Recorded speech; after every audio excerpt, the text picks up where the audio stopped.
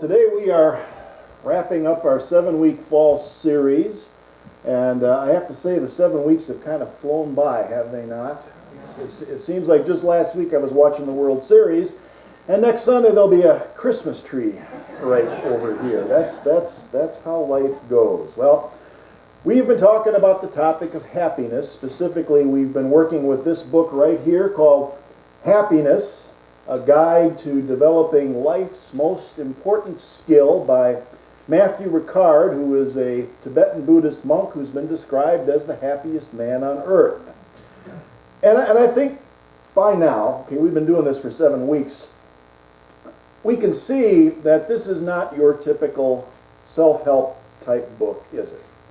You know the kind I'm talking about, those self-help books that promise that in 5 easy steps that you can complete over the course of a weekend, your life will be transformed either over the course of a weekend or overnight or whatever. And that can really be one of the problems with a self-help book, is they promise a quick fix.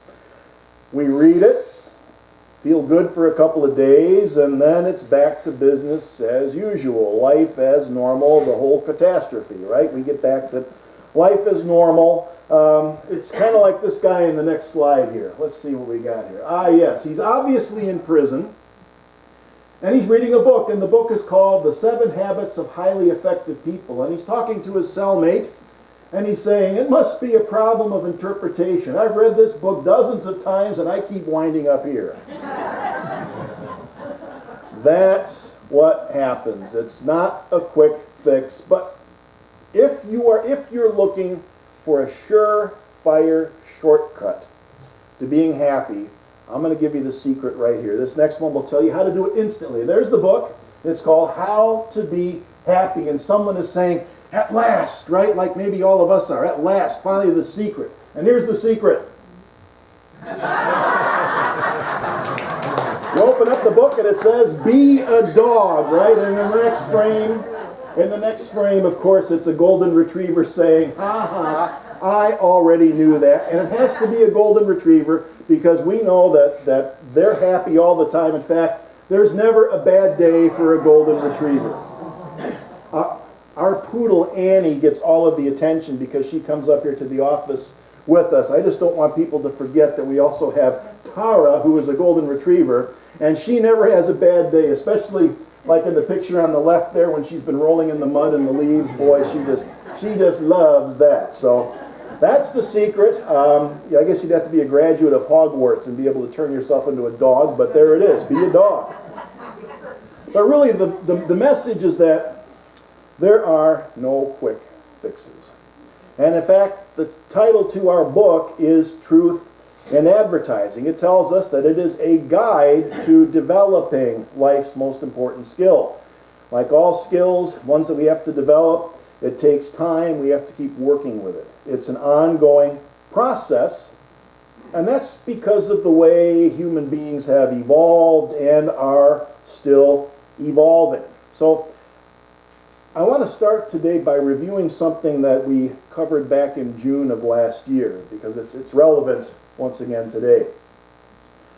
This is a graphic that I borrowed from Reverend Larry Schneider. Those of you who were at our Lake Tahoe retreat in June will remember that he did a presentation and he used this graphic. 2 different brains, 2 different ways of thinking. So let's call it a tale of 2 brains, all right? And everybody has them. Over on the left is the old Stone Age brain. Over on the right is the modern brain. And in the middle, there's a bridge that leads from the old brain to the new brain. And Brenna, we're going to leave that up there for a little while. And I know it's kind of hard to read all the stuff on the sides there. Don't worry too much about that. It's just sufficient to say that the old brain is prehistoric. It's that old, and it's been evolving for that long. Very early in human evolution, the brain more closely resembled what we find in many animals. Our brain more closely resembled what we find in animals. You sometimes hear people call it the reptilian brain. It's really good at survival. It's very egocentric. It's aggressive, territorial, highly emotional, all sorts of things like that. It sees the world in black and white, good and bad, friend and enemy, and that kind of thing. Now you might remember early in our book, Matthew Ricard identified most of those things, most of the things over there on the left side. He identified those things as what he calls mental toxins. They can get in the way of that state of thriving and human flourishing, which is our definition of happiness. That prehistoric brain over there lacks the complexity to engage in empathy or any kind of advanced creativity. That's the way it is. Like most animals, that old brain is really good at conserving energy. And if you think about it, it makes sense. For animals, energy requires food. Food isn't always easy to come by, especially in prehistoric times, so it doesn't like to expend energy unless it absolutely has to. So, when it comes to decision making, the prehistoric brain is always going to take the path of least resistance. In other words, it tends to stay ignorant and lazy. That's just the way it is. Doesn't make it bad. In fact, it is excellent at doing what it evolved to do, doing what it's supposed to do, which is to survive. And as we've learned, there's more to being human and there's more to happiness than just survival. So we've evolved to create these structures in addition to the prehistoric brain that give us the ability to do two very important things when it comes to happiness. The modern brain gives us the ability to reason and to imagine, and those are huge evolutionary advantages, huge evolutionary steps. Think about imagination. When that capacity evolved, for the first time we became able to imagine what it's like to be someone else. That's big. We imagine what it's like to be able to walk in someone else's shoes. We imagine what it might be like to see the world from a different perspective. That gives rise to empathy. Empathy gives rise to compassion and altruism and all of those wonderful things. Empathy is the realization that we all share the same feelings and experiences, pleasant, painful. And then compassion is that desire, that wanting to alleviate the pain and suffering of others because we know that that's what we want for ourselves. When you combine that with reason, you get the golden rule.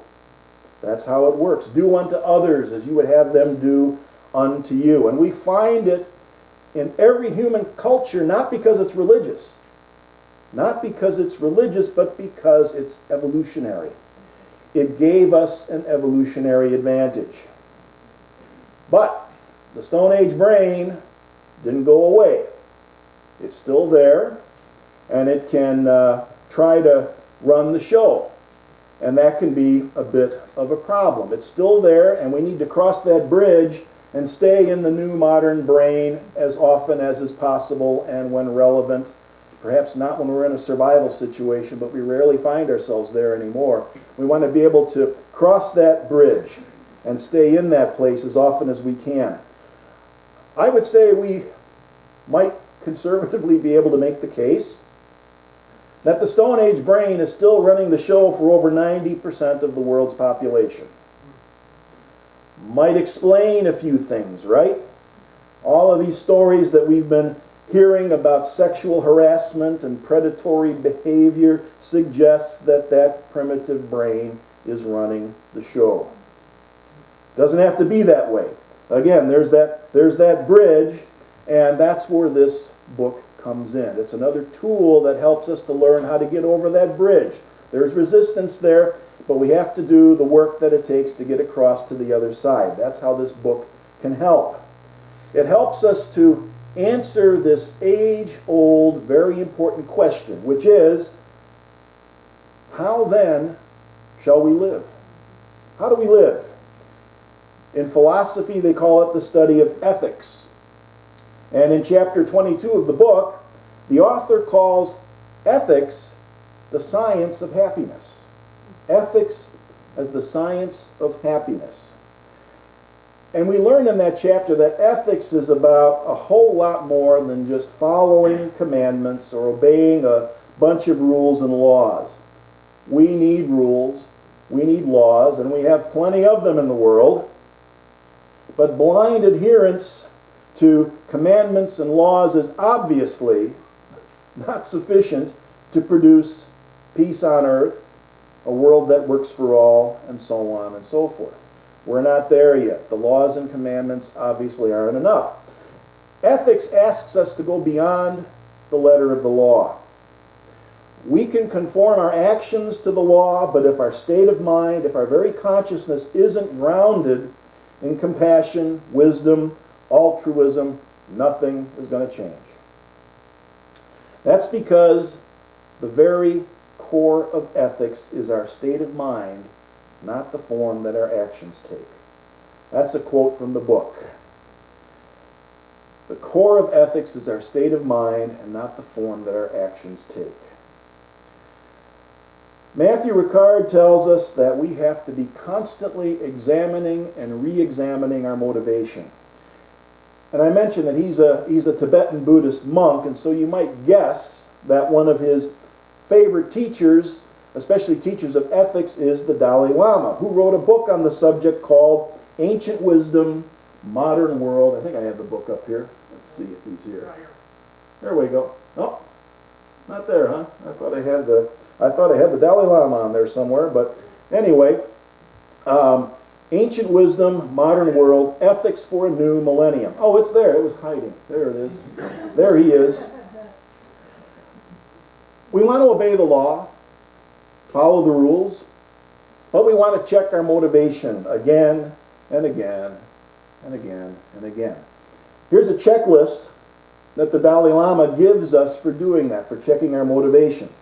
This is the Dalai Lama's Guide for Ethics, and he says this. Ask the following questions, and this is in the handout in your bulletin. You can take it home with you to work with. He says, are we being broad-minded or narrow-minded?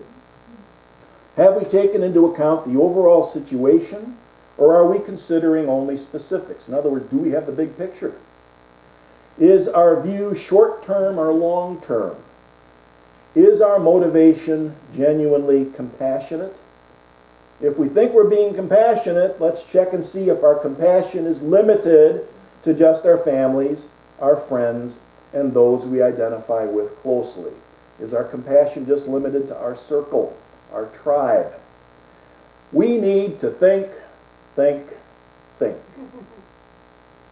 I was so happy to read that last line, where he says we need to think, think, think, because every now and then, after the service, someone will come up to me and tell me that I make them think too much. As if that were a bad thing, or as if such a thing is possible. And of course, the Dalai Lama's got my back. He agrees with me on that. Think, think, think. So I was thinking,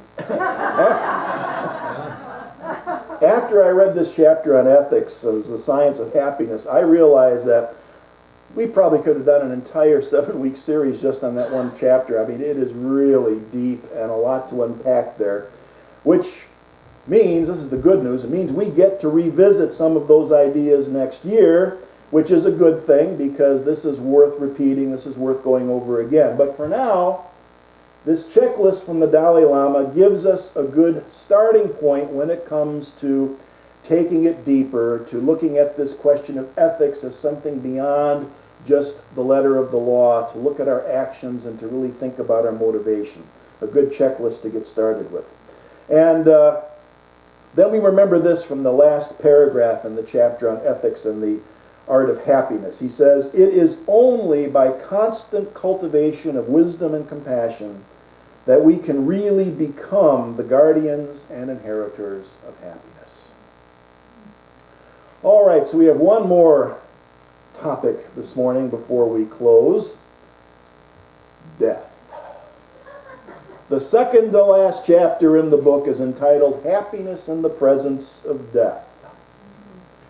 something that he has to address because it is the elephant in the room, is it not?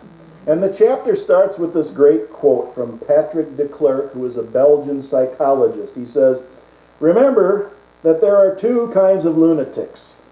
Those who don't know that they must die and those who have forgotten that they're alive."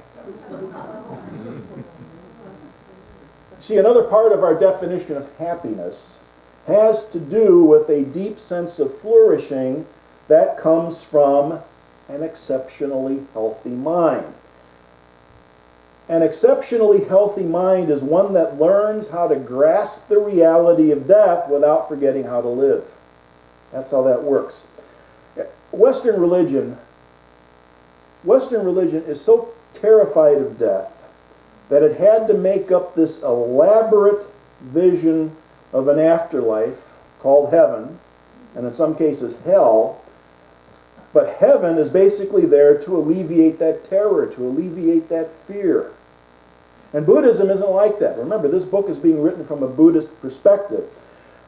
Even though some Buddhist traditions teach reincarnation, it's not supposed to be a good thing.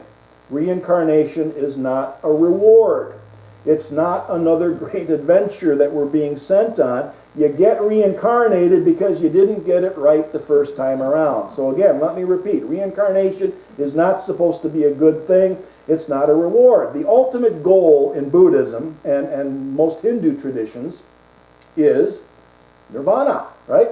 Nirvana, a Sanskrit word which literally means to extinguish. As in putting out a fire, nothing comes after that.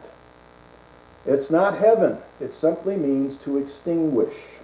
So, for Buddhists, life after death isn't nearly as important as life before death, because it's how we live this life which tells us whether we're going to have another go-round on the wheel of suffering or whether we're going to reach that state called nirvana. Life before death is what matters for Buddhists. And just as in life, when it comes to death, Buddhists try to follow the middle way. They want to strike a balance. We don't want to ignore death or pretend it doesn't exist, and we don't want to obsess over it either. So if the thought of death brings up fear, we can use that as a learning experience. In the book, he tells us it is better to learn how to profit from the fear of death than to ignore it. We do not need to live haunted by death, but we must remain aware of the fragility of existence. I recall from the time that I spent at a Zen Buddhist monastery in New York, there was this ritual that they did every evening in the Zendo after the evening meditation session was over. This would be what you would end the evening with and what you would hear before you went to bed that night. The leader does this chant where they say, "Let me respectfully remind you, life and death are of supreme importance. Time passes swiftly and opportunity is lost. Each of us should strive to awaken. Take heed. Do not squander your life." Yes, and with that, sweet dreams. It's a sobering reminder. And maybe what we need to do is to focus on this question. What does an unsquandered life look like? For me. For me. This is not about holding our accomplishments up against what others have done. Compare rhymes with despair, right? Don't do that. This isn't about comparing our accomplishments. It's about considering all of the ways that the world is better off because I was in it. Looking at what we can do with the time that we have left, which is always an unknown quantity at any given moment. So now that the Christmas season is here, there's a movie that they're going to be showing, probably 2, 3, 4 times, I don't know how often, at least twice, This one here, it's called It's a Wonderful Life, one of my favorite movies of all times. And the movie is really about the kind of life review that I've just been talking about. It's the story of a guy named George Bailey, played by Jimmy Stewart, who has to give up his lofty dreams of being a world-renowned architect and traveling the world and doing all of these ambitious things. He has to give all of that up because he is needed to stay in the small town where he was born and desperately wants to escape from. But he stays and he does what is his to do. And he considers the stuff that he's doing as being basically mundane and kind of unexciting and kind of humdrum, a lot of drudgery. Finally, when misfortune strikes, he thinks that the only way out, let's see if we got that here. Yeah, the only way out, there he is after misfortune strikes. He's ready to jump off the bridge so that his family can collect the life insurance, right? He thinks that the world would have been better off without him. He thinks that he's worth more dead than alive. And so he's ready to jump. And the entire last hour of the movie is about how he finds out about all of these seemingly mundane things he did that changed the lives of everyone around him, the entire town basically. He gets guided through it, as you recall, by this next guy here. Let's see if we got, oh yes, Clarence Oddbody, AS2. He's an angel second class. He guides him through the process. And he realizes that he had been focused on death, and he found out what it really meant to be alive by doing this life review. And he discovered what true happiness is because he got to see what the world would have been like if he'd never been born. That's the whole key to this movie. And, of course, we have the wonderful happy ending, which I'm not going to spoil any more of it because I know there are some people who, believe it or not, haven't seen this movie. And that's going to be your homework going forward because I noticed that the last few chapters of our book, many of the chapters earlier have these exercises at the end which are very helpful. There aren't any in these last 3 chapters. So this is going to be the exercise. Watch the movie. Watch the movie. Please, the 1947 version with Jimmy Stewart, the remakes are terrible. Go back to the original, black and white, and use it as a life review and see how that goes. Plus, it's a great movie. Good way to start the holiday season. Wow, well, that's the fall series for 2017. And we have successfully scratched the surface of a very deep subject, which we're going to come back to in 2018. We'll come back to some of these ideas.